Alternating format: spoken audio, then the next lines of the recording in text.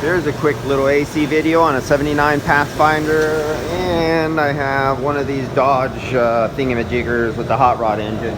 Back to this one right here, Body Shop, aftermarket condenser.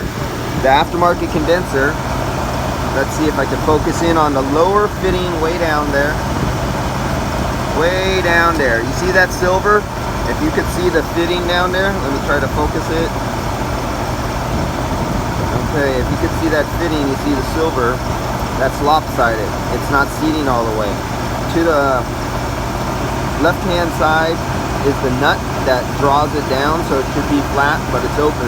That's because the aftermarket condenser was not machined properly, and the barrel of the OEM fitting on the end of the line cannot bottom out. It's actually bottoming out too soon, leaving that gap. That's another aftermarket one for you. Been told about it, want to do it anyway and risk it. I pressure tested statically with dry nitrogen to 170 psi.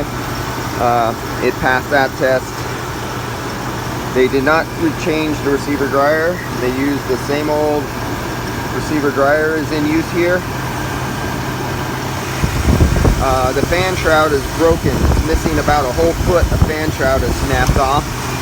And the bottom piece of the fan shroud, 180 degrees of fan shroud is missing off the bottom. They never put it back on.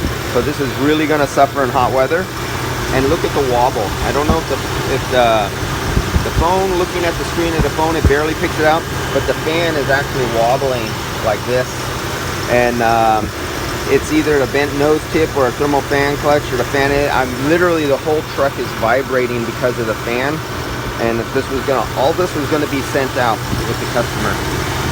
So this wobble and unsetting this like this, one, lower performance, two, takes out water pump bearings on the water pump. So this, because it was overlooked and skipped by a body shop, takes out a water pump that could cause you to overheat on the road and actually take out your engine. Expense one. This can blow out later down there on the fitting, leaving you high and dry if you're going through the LA, Arizona, somewhere like that. If the pressure, if it's just in the right position, that might blow out, leave you high and dry with no air conditioning. The broken fan shroud, just lower your air conditioning. This one here kind of looks normal. It's 62 degrees, 75% humidity outside. It's cycling on and off and on. But I know this expansion valve should not go down to 12 or 13 psi. Let's see if we get that. When you raise up the idle, this expansion valve is restrictive. It is not going through its adjustments to go over. I can't stay and repeat it right now, but this is constantly going down when you pick up the idle just a little bit, going down to 12 psi, 13 psi. For this Toyota, that is not normal. Even though it's 63 degrees outside or whatever, 63, 75%, that is not normal. This should not be constantly going down to 12, 13 psi on the low side. High side is very kind of restrictive expansion valve. So if they want better AC performance, when they go somewhere hot, this is going to be restrictive. They're not going to get the cooling. You'll see a higher than normal superheat because of the restrictive cooling, but if you didn't know that, you wouldn't know what to look for. We're even going negative on the superheat to subcooling. Have nothing more to say on that one. On the Dodge Super B or whatever the hell this Hemi is.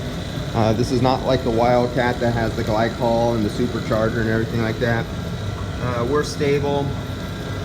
He replaced, it's aftermarket, but he replaced the lines. He didn't leave them open to the atmosphere right away as soon as they were opened and changed and everything like that. So the oil was, ester oil was not, this is not ester oil, pig. The oil was not contaminated with moisture, and I was able to get down to a real deep micron level within like 10 minutes. No problem at all. That's really nice when a body shop never left the lines open to the atmosphere.